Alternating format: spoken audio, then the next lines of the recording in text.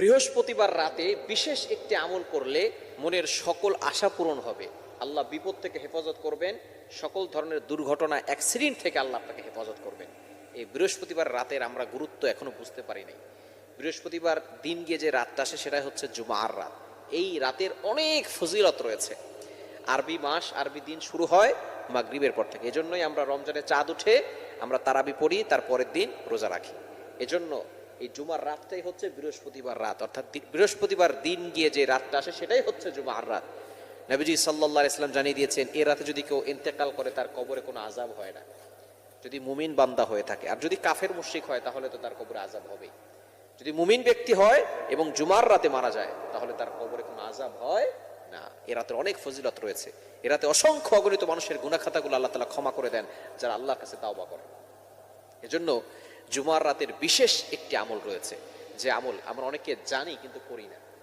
অনেকে আমলের কথাও জানে তারপরও করি না। সেটা হচ্ছে দুরূদ শরীফের আমল। এই বিশেষ আমলটাই হচ্ছে দুরূদ শরীফ। যে ব্যক্তি যত বেশি নবীজি সাল্লাল্লাহু আলাইহি সাল্লামের প্রতি দুরূদ পাঠ করবে সে তত বেশি সুখে থাকতে পারবে, সে তত বেশি শান্তিতে থাকতে পারবে, সে তত বেশি অভাব থেকে মুক্ত থাকতে পারবে, সে তত বেশি বিপদ থেকে মুক্ত থাকতে পারবে, যে যত বেশি নবীজি সাল্লাল্লাহু আলাইহি সাল্লামের প্রতি দুরূদ পাঠ করবে। এই বৃহস্পতিবার রাতে যখন শুরু হয় জুমার রাত, অর্থাৎ যেদিন জুমার দিন শুরু হয়, ওই সময় আল্লাহ পাক রব্বুল আলামিন বেশি বেশি করে আমাদেরকে নবীজি সাল্লাল্লাহু আলাইহি ওয়াসাল্লামের প্রতি দুরূদ পাঠ করতে বলেছেন। আমরা যে দুরূদ পাঠ করি এগুলো সব নবীজি সাল্লাল্লাহু আলাইহি ওয়াসাল্লামের কাছে পৌঁছানো হয়। আপনি যত বেশি দুরূদ পাঠ করবেন তত বেশি নবীজি সাল্লাল্লাহু আলাইহি ওয়াসাল্লামের নৈকট্য অর্জন করতে পারবেন। রাসূলের ভালোবাসা আমরা শুধু মুখে মুখে প্রকাশ করি। যদি আপনি সত্যি নবীজিকে ভালোবাসেন তাহলে বেশি বেশি করে দুরূদ পাঠ করবেন।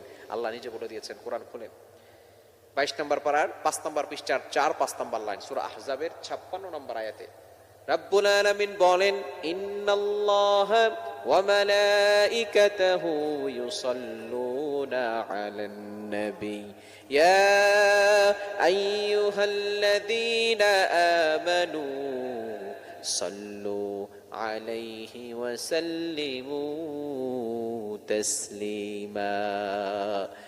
নিশ্চয় আল্লাহ ওয়া মালাইকাতিহু, আল্লাহ এবং তার ফেরেশতারা নবীজি সাল্লাল্লাহু আলাইহি সাল্লামের প্রতি দুরূদ পড়ে। আল্লাহ দুরূদ পড়ে মানে আল্লাহ রহমত নাজিল করেন। ফেরেশতারা দুরূদ পড়ে মানে ফেরেশতারা নবীজির জন্য রহমতের দোয়া করতে থাকেন। আর বলছেন, ইয়া আইয়ুহাল্লাযীনা আমানু ওয়া ইউহ্যাভ বিলিভার্স, হে ইমানদারগণ, সাল্লু আলাইহি ওয়া সাল্লিমু তাসলিমা, তোমরা নবীজির প্রতি দুরূদ পাঠ করো। যে ব্যক্তি যত বেশি দুরূদ পাঠ করবে তত বেশি শান্তিতে থাকতে পারবে। এজন্য দুরূদ বেশি বেশি পড়ার দরকার আছে না নাই? বৃহস্পতিবারে বিশেষ আমল হচ্ছে দুরূদের আমল। শুক্রবার বেশি বেশি করে দুরূদ পাঠ করবেন।